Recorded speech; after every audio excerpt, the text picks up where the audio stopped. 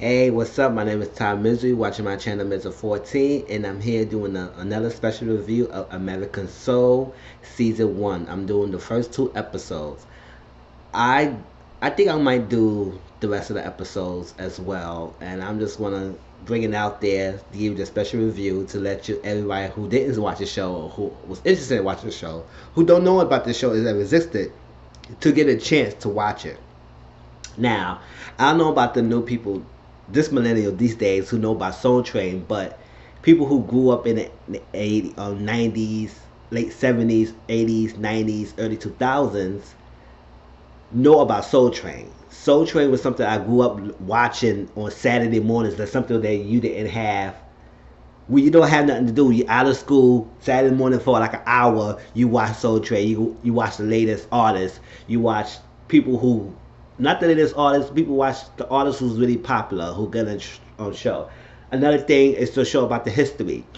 It was mostly geared towards black people. It was mostly geared towards empowerment, a movement towards for the black culture, something that gave them in the rise in the rise of period where racism was so heavy, and a lot of black owned people or a lot of black businesses and stuff like that was not being valued, was not being taken considerously. So Don Kinnear is this guy who had this vision to create a freaking national syndicated show, which had been running for years, like 30 something years. It has been running, and never even knew it was going to exist there. But he had a dream, and even though he went through a lot of tribulations, a trials and tribulations to get the show started, but once he had done, it just skyrocketed.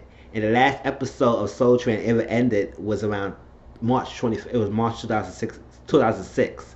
So it was like for 1970, I think 3 or 4 when it first started to 2006. It's been a long running show, and now they trying to open up.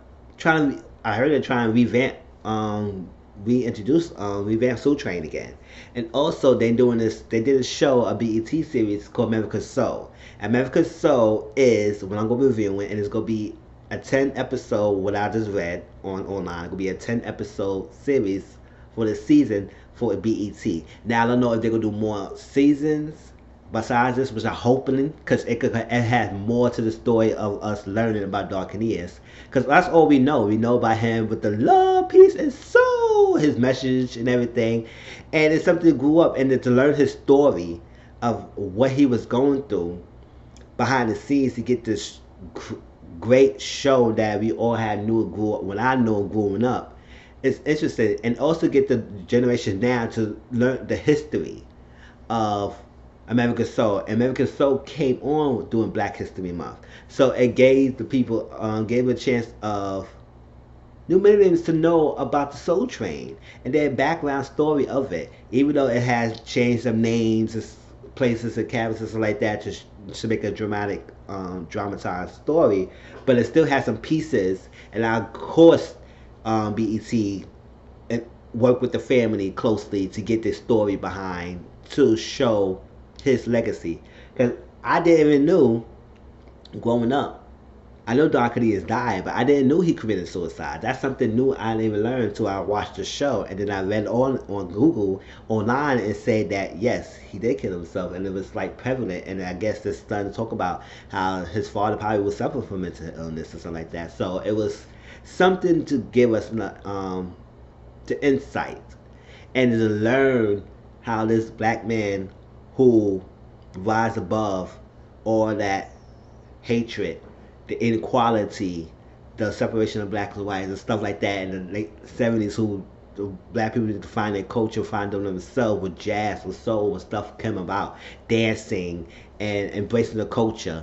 It was very interesting to watch. So I encourage anybody who have grew up watching Soul Train or who wanted to learn about the history of Soul Train to watch American Soul. It comes on BET on Tuesdays, and it's gonna be 10 episodes. Right now, I think it's up to 6. So we got like 4 more episodes left for the season, and I hopefully they come back with another season because it was a really good show. And I hate that I started so late in watching it because I had recorded it and had always interest in doing reviews of it. So I said, let me just start now. I did Boomerang, and I said I was gonna do another special review of American Soul. And I'm just gonna talk about what I have seen so far for this first two episodes, and they catch my interest to continue watching the show. Even though it's 10 episodes, I am enjoying it, and it's an hour long episode, so it needs to show much of it. I don't know if they're gonna continue on with more seasons, but I will enjoy this season as much as I can. Right. So as the show opened up, the series opened up where Darkness is in his home, 2012. That's when he died. He committed suicide around that time, and he was in his home, and I guess he was watching his show that he created, and he just was sitting there crying and just reminiscing, and then he put out a gun and shot himself in the head, and it was like, oh my gosh, that is like something. Like I said, I never knew his cause of death until I watched the show, and so now I know about it. So it started when he's in Chicago because American Soul started around Chicago. That's the time. That's the area it was built on.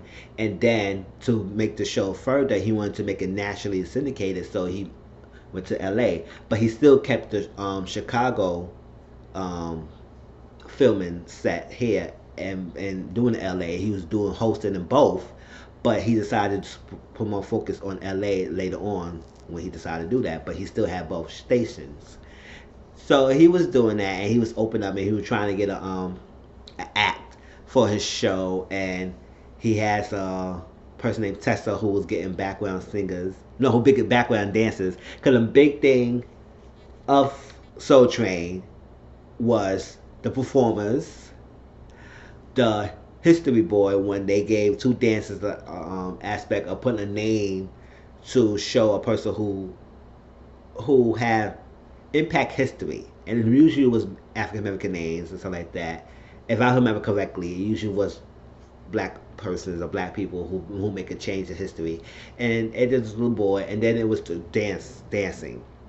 When the Soul Train line came about, that's something that came about then. The girl side, boy side, and all, and they come down together as a couple, and then it became.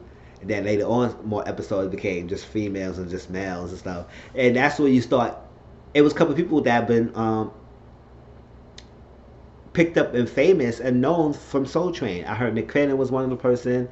Carmen Electra. It was a lot of people. I had just read Pebbles. It was a lot of people I read that started for Soul Train and was introduced to Soul Train. Now, Kelly Price, who I just read, she's one of the actresses in the movie, no, in the show.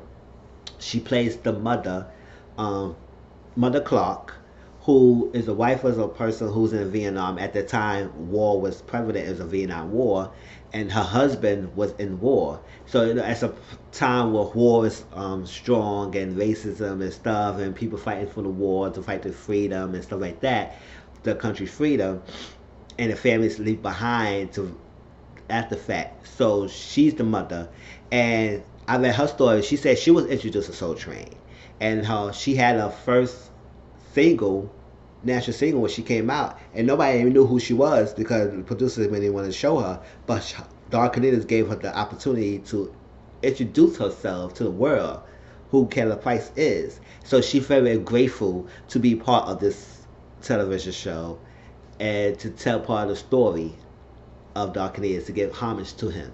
So it was nice to have her in it when she was introduced to Soul Train. So it was a lot of people who was introduced to Soul Train as dancers or actors or something who came known, real known, who was introduced in this show. So he wanted to get an act. He wanted to get the act and everything. He had his wife Dolores who was supporting him, and as he was going getting things together, he had to borrow funds, and he didn't really have money. And he had big dreams to open up the places for 14 cities and a lot of cities to have his show aired, and he needed money, so he couldn't really tap it. And the wife said, "No, we can't. I can help you. We can't use our funds. We got a family bill and everything." And he was so headstrong. He told her he wasn't gonna do it, but he ended eventually getting the funds because he was saying, "I'm gonna pay this back. I'm gonna pay this back. I'm gonna get you a house. I'm gonna this like that." But at the same time, when he was rising to the top and doing his thing, he also lives with his wife at the swell because he is so ambitious to make the shows a hit. And sometimes sacrifices was being done, and sometimes it was not always a good thing to do what you really want to do when you know you have family and stuff like that. But I know when his dream That's always his dream, and his wife never stopped him from having his dream. But sometimes it came with a price, and the price came about when he was losing his wife in the process while he's making his dream big, which is, it was a sad situation for him. So while he was so focused that he was trying to get in the act, Kelly Rowland is played Gladys Knight in American Soul, and her voice is beautiful. She always had a beautiful sing, and it actually opened up where neither one of us want to be the first to say goodbye. And I heard the song, I was like, oh my gosh, it's Gladys' song, and lo and behold, Kelly Rowland is Gladys Knight. So she played Gladys Knight in the movie, and she was really good. It's like that. That's one of his big acts he wanted to get. He did was the first get Gladys Knight. He was gonna get James. Oh my gosh, what's his name? James Brown, right? I think he wanted to get James Brown, but James Brown was busy, stuff like that, and he couldn't get a deal. So sometimes the music industry, it wasn't just only he had to deal with black people. He had to deal with white people who was owning this stuff and owning people labels and owning names and stuff like that. So it was going through a lot of obstacles, who he allowed himself with, who he could trust in the entertainment business, who could trust in that media business as well, in Hollywood and everything, and white people buying up a lot of big labels of productions and getting a sponsorship for his show and everything. He was doing all that, and he had to sometimes have a focus and his vision, but also sometimes play by the rules to get the money and funding for his show. So he had to do a lot of things behind the scenes to get get him above. Now he met this guy named Gerald Gaines, who actually played Skanks in Greenleaf. If y'all watch Greenleaf, that's the guy. He was damn, what's his name? He was the head leader of the Skank, Tasha Skank's husband. That's who he was. He's Skanks in Greenleaf, and he actually played Gerald Gaines. And I guess he's like a club promoter who also who do drugs on the side, but he also a big money maker. He had this idea to get into the honeybee business, the honey business, making money. He does drugs, but he knows his thing. He introduced Don Cornelius the idea to get Gladys, and I guess it's I don't know the deal. I guess it's some backhand thing. He said if people know that I'm paying my artists and stuff like that, it's pay for artists. It's going crazy, but sometimes things like this happen. You need to get somebody known to make your show popular, to make people know. I said, oh my gosh, Gladys is on Soul Train. I'm gonna tune in, and this is how to get his show more ratings. And so at first Gladys was like, oh, I'm not having it. No, I can't. You're a salesperson. I can't deal with a salesperson. But after a while, he saw the dream. He saw her vision, and she bought into the vision. So she said, okay, I got full control on my music. You can't tell me what song I'm playing and stuff like that. She had a lawyer named Dejanay, who's an attorney lawyer, who's, I don't know who is she really, her angle is, but she's Gladys' attorney lawyer and stuff like that, and making sure that nobody step over Gladys and do things in a contract. And it's gonna be a little interaction with Don Cornelius, because he said he likes the challenge. He likes the challenge that Dejanay is giving him, but at the same time, I don't know, he might be intrigued by her determination, her power, her status at the time. So, and sometimes back in that days, what who exudes that power, it's like that. It's comes to be more attractive, because sometimes at that day, men is a focus point, but when you have a woman who's also just as strong as them, it makes men really notice that. So it was another kind of dynamic. Another dynamic in the show that I have seen so far is that Duncan is, and he's so focus driven that he tends to stand firm and be more authoritative and be more anger about things and getting things done, because he had this girl named Tess, and he just like what things done and stuff like that. He getting on her, screaming at her, and it's like, listen, I want this and I pay you to do this and do that. And she wasn't ready to quit, because she's like, he don't treat me right, he don't speak to me right, and all that stuff. And I understand that this girl is working hard for him, but I understand the pressure he's going under. And sometimes you gotta be careful and mindful of the people you're working with, because they the one who helped you put your vision together. So she getting on the dances, and we get another characters, the Clark brother and sister, Simone and Kendall. They brothers and sisters, and they are the children of Kelly Price character, who's the mother Clark, and they could sing and dance. They had a group with Simone boyfriend named JT. They was at the club, and the club that Gerald owns, and they sung. Oh my gosh, what was the name of the song? It is a known song too. Let me see. Oh, I forgot the song. It was Smiling Faces. Smiling Faces. Smiling Faces. That was the song they sung. And they sung great. And the people was like so moved by them. And they wanted to hire them. But they got fired because they was too young. And they couldn't get the job gig. So they had to find another way to get money or to get recognized. And they became dancers at Soul Train. They came there, Kendall Simone, they did their thing, so like that. Their craze was one of the integral part of Soul Train. So have good dancers would make the show great, because sometimes people learn the latest styles and fashion and movements from Soul Train at some point aspects. So it started in the 70s, so you saw this fashion trends and how they wear, and then in the 80s changed the dynamics of fashion and movements, and then the 90s and the early 2000s. So it progressed with the moves and the direction and fashion and entertaining and styles and music that came about. And then Soul Train gave the platform. We could hear these new ideas and revelations and see new trends and what's going on. And that's that. That's part of what I started learning to dance, because I learned to dance with my family and then watching shows and stuff like that. And I'm picking up things and I was doing things myself. So I still have a dance background and everything. So that's how I was. So but yeah. So like I said, I had enjoyed American Soul. Like I said, it's an untold story of Soul Train, and I guess BET talked to the families and got this rights to air this show, to show the background story of Dark Years and give us a light in the story that we had never heard of.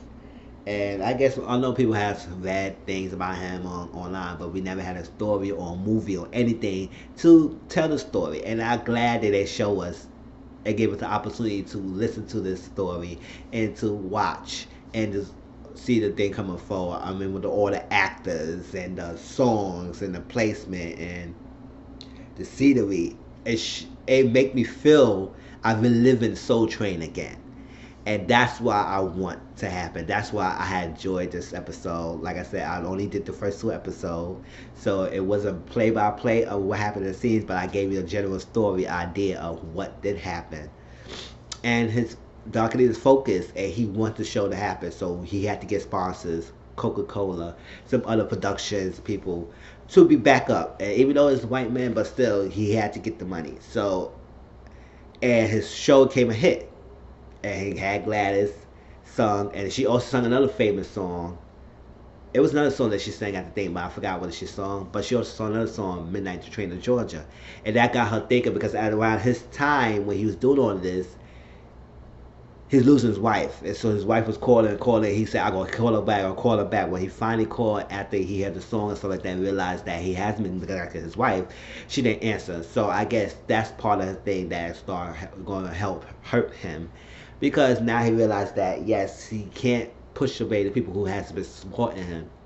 But at the same time, he has to do the hard work and legwork to make Soul Train a success. So sometimes it could be a catch-22. And then also it was more things about this episode, and that the mama clerk and the kids were throwing a party for the daddy clerk, and I forgot his name, to come home. He was he was serving in Vietnam. He was really good, and when he kind of got home, I said, please don't let it happen to him. And I had a feeling something would happen. So when they had a party, they was all ready, ready to introduce him. When they opened the door, it was two officers to let the mama clerk know that he didn't make it. So he died on his way transporting over here. And I said, oh my gosh, it's something like war. It's so harsh. And then her son got drafted papers to the war, And I cannot imagine the decision when you get that papers to say you get drafted. I can't myself can't do that. I can't stomach that to go through something like that. So the family just lost a loved one, and it seemed like he was a good dad. He was somebody who was doing this for the family to make it better for the family. To find he get to come home and he cannot make it to come home, that's it's sad to do. So also it's also violence and drama between police and African Americans and stuff like that, because it was a scene that Darkness got stopped by the police, and I guess it was racial profiling and saying he wanted the red stop sign. He thought he stopped, but the cop was giving him a hard time because of his color of skin, and it was like you could say, "Oh, you better sing for me, do this," and sometimes they would give you a hard time if you don't do what they want.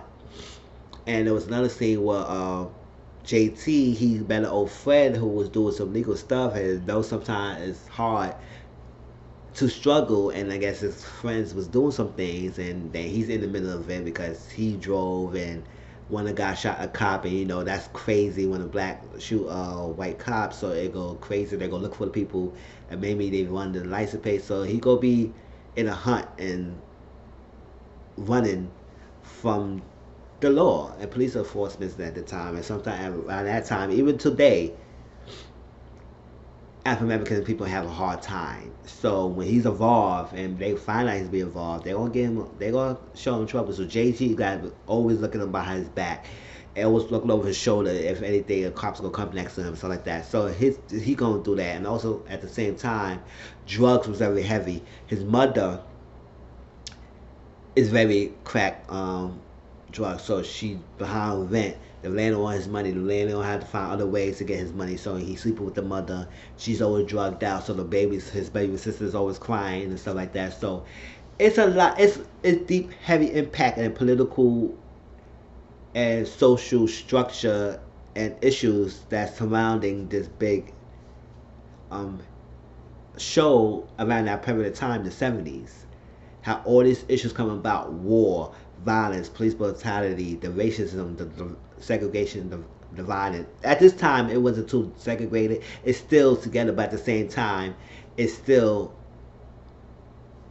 under the surface on breaking a barrier of what's mainstream. And I guess Dark Canadians was that focus point in the history of our lives to show that this shows something different, the artistic side of it, on top of the other stuff that's been going on, to make history of our black culture. And that's why I was just excited to watch American Soul. And then I wish I had watched it when it first aired, but now I recorded it, so I'm gonna catch up. So first two episodes is a special video, and I'm gonna do the next two episode review, and I'm gonna continue on until the season ends. So hope you had enjoyed this review, and hope it gave you inspired to watch the show itself, and get you to get the background story of American Soul. If you ever watch Soul Train in your life, or ever see reruns now, and you're interested in to know the backstory, please watch American Soul, because it's a really great eye opener. It's come on BET Tuesdays around, I think, at 9 o'clock.